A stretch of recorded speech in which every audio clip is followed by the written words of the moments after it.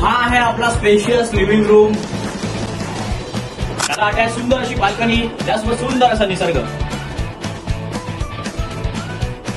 हा आहे आपला ड्युअल प्लॅटफॉर्म असणारा स्पेशियस असा किचन.